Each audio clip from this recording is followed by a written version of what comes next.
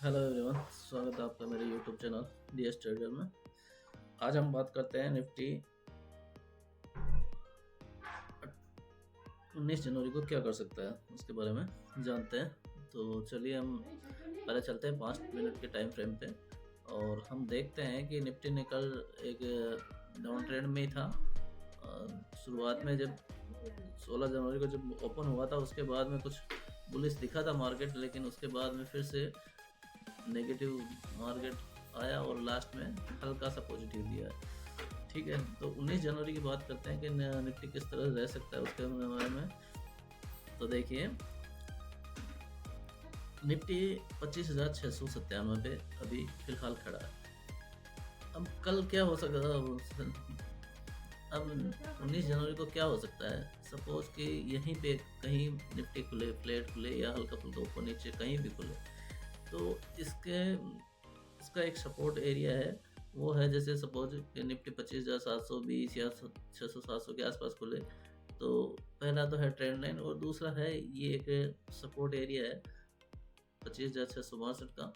तो या तो ट्रेंड लाइन और या 25,662 का, इन दोनों पे जहाँ कहीं भी हमें रिवर्सल सिग्नल मिलेगा तो हम वहाँ पे बाई प्लान करेंगे। वहाँ से निफ्टी एक अच्छा खासा मूवमेंट अपसाइड में अपन को देखने को मिल सकता है और हो सकता है कल 25,900 तक निफ्टी आराम से पहुंच जाए, क्योंकि कल के दिन मार्केट बुलिश रहने वाला है। डाटा के अकॉर्डिंग जब हम ऑप्शन के डाटा में आपको बताता हूँ, जैसे ऑप्शन का डाटा मैं आपको दिखाता हूँ।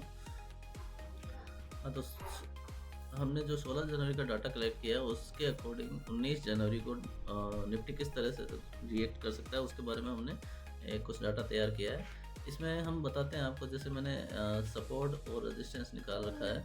तो स्ट्रॉन्ग रेजिस्टेंस का काम करेगा 25,900 का, जैसे 25,900 का ये है।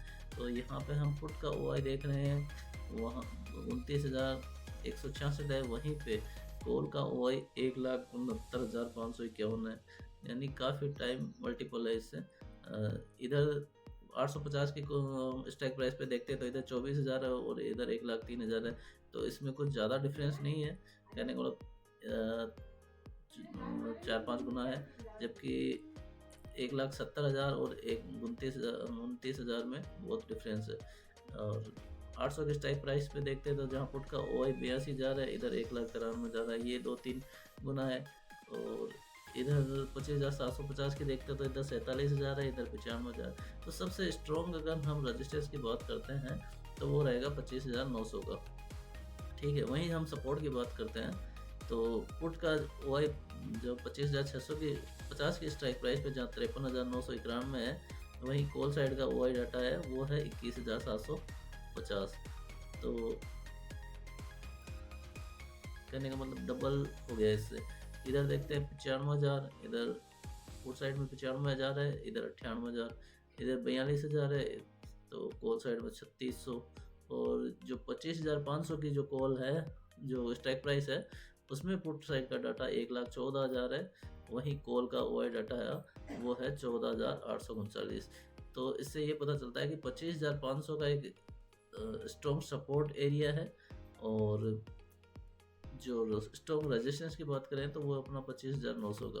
और एक नॉर्मल एक स्ट्रॉन्ग सपोर्ट अपने पास में एक और है, ये जो है वो है 25,650 का, जिसमें हम देखते हैं कि पुट का OI जहाँ पे 53,000 है, वहीं कॉल का OI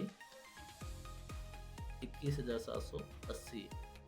और चेंज इन OI देखते हैं तो इसमें पोजीशन जो विड्रॉ हुई है वो है 20,550, क्योंकि सबसे ज़्यादा जो विड्रॉ पोजीशन हुई है वो 25,650 वाली स्ट्राइक प्राइस में हुई है।